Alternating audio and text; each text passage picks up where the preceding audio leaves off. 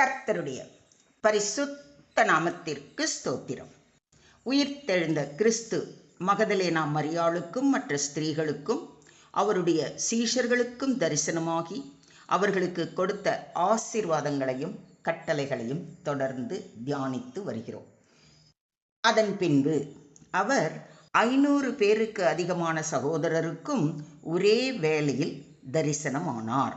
அவர்களில் அநேகர் இந்நாள் வரைக்கும் இருக்கிறார்கள், சிலர் மாத்திரம் நித்திரை அடைந்தார்கள்.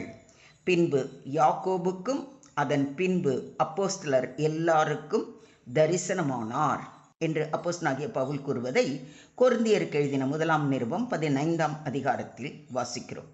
இன்று யாக்கோபுக்கு தரிசனமானதை குறித்தும் அதில் இருந்து நாம் கற்றுக்கொள்ள வேண்டிய பாடங்களை குறித்தும் சற்று நேரம் தியானிப்போம். இங்கு குறிப்பிடப்படும் யாக்கோபு என்பவர் கர்த்தராகிய இயேசு கிறிஸ்துவின் சகோதரன். முன்பு அவர் இயேசுவை நம்பவில்லை. அவருடைய சகோதரரும் அவரை விசுவாசியாதபடியால் இப்படி சொன்னார்கள் என்று யோவான் 7:5 வாசிக்கிறோம். அதாவது, யூதருடைய கூடார பண்டிகைக்கு யூதேயாவுக்கு போகச் சொல்லி இயேசுவை அவருடைய சகோதரர்கள் வற்புறுத்தினார்கள். பிரபலமாய் இருக்க விரும்புகிற எவனும் அந்தரங்கத்திலே ஒன்றையும் செய்ய மாட்டான்.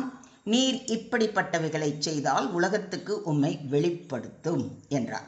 ஆனால் இயேசுவோ, என் வேலை இன்னும் வரவில்லை, நீங்கள் இந்த பண்டிகைக்கு போங்கள், என் வேலை இன்னும் வராதபடியால் நான் இந்த பண்டிகைக்கு போகிறதில்லை என்று சொல்வது யோவான் 7 அதிகாரத்தில் வாசித்து அறிகிறோம்.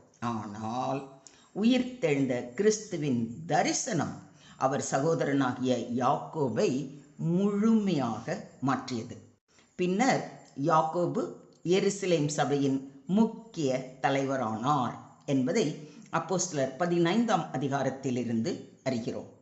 யாக்கோபு எழுதிய நிருபமும் அவருடைய விசுவாசத்தையும் தேவ பக்தியையும் மிக தெளிவாக நமக்கு அறிவுறுத்துகிறது. அவர் இந்த நிருபத்தை தேவனுக்கும் கர்த்தராகிய இயேசு கிறிஸ்துவுக்கும் ஊழியக்காரனாகிய யாக்கோபு சிதறியிருக்கிற 12 கோத்திரங்களுக்கும் வாழ்த்துதல் சொல்லி எழுதுகிறதாவது என்றுதான் ஆரம்பிக்கிறார். கிறிஸ்துவை தரிசித்தவன் அவருடைய ஊழியக்காரனாக மாறி அவருடைய சித்தத்தின்படி மக்களுக்கு போதிக்கிறதை இங்கு பார்க்கிறோம். இந்த தரிசனத்தின் ஆழமான அர்த்தம், ஒன்று, சந்தேகத்திலிருந்து விசுவாசத்திற்கு மாற்றம். யாக்கோபு முன்பு நம்பவில்லை, ஆனால் ஒரு தனிப்பட்ட சந்திப்பு அவரை முழுமையாக மாற்றியது.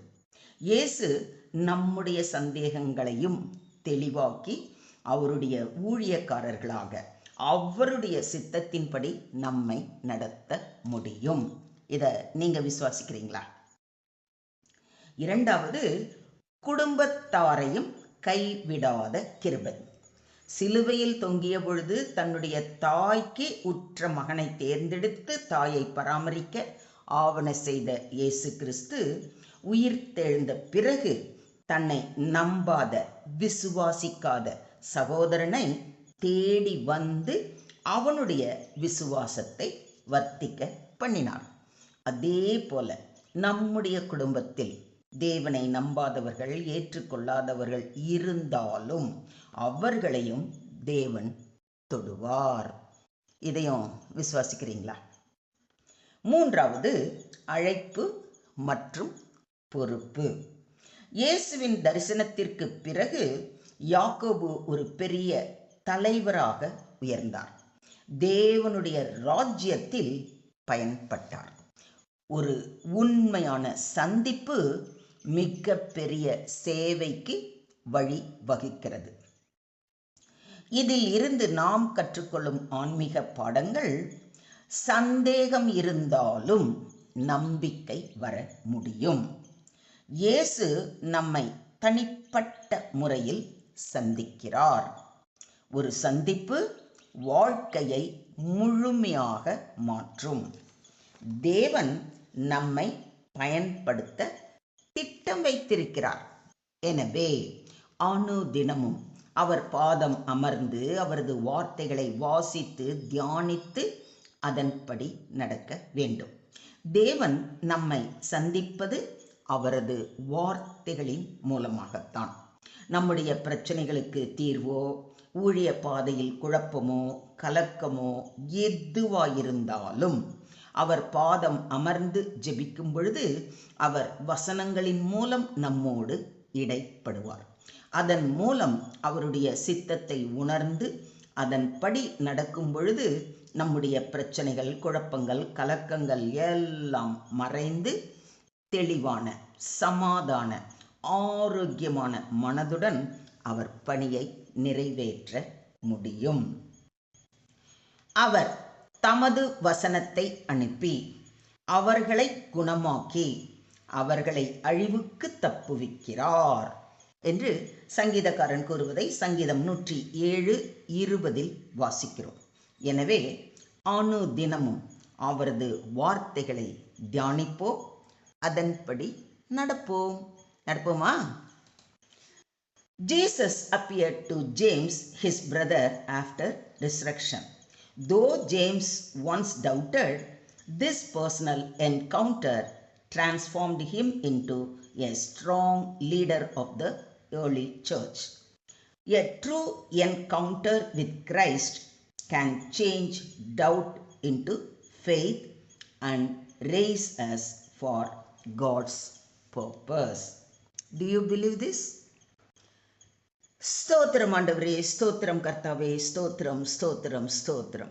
எங்களை அதிகமாய் நேசிக்கின்ற எங்கள் அன்பின் தகப்பனே, உம்மை நன்றியோடு துதிக்கிறோம், ஸ்தோத்தரிக்கிறோம் அப்பா.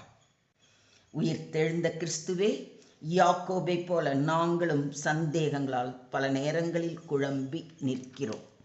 எங்கள் சந்தேகங்களை போக்கி பரிபூர்ண விசுவாசத்துடன் உம்மையே உறுதியாய் பற்றி கொள்ள கிருபையை தர வேண்டுகிறோம்.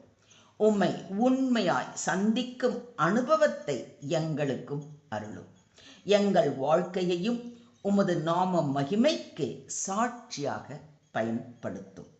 எங்கள் குடும்பத்தில் உள்ள யாவரையும் உம்மிடத்தில் கொண்டு வருகிறோம். நீரே அவர்களை பேர் பேராக அழைத்து ஆசீர்வதித்து வழி நடத்த வேண்டுமாறு தாழ்மையுடன் கேட்டுக்கொள்கிறோம். மீண்டுமாக எங்களை முற்றிலுமாக தாழ்த்தி உம்முடைய கரங்களிலே ஒப்பு கொடுக்கிறோம். நீங்க பொறுப்பெடுத்துக்கோங்க, நீங்க வழி நடத்துங்க. சகல துதி கன மகிமை யாவையும் ஒருவருக்கே செலுத்துகிறோம். மீட்பர் இயேசுவின் மூலம் ஜெபம் கேளும் எங்கள் ஜீவனுள்ள தகப்பனே. ஆமென்.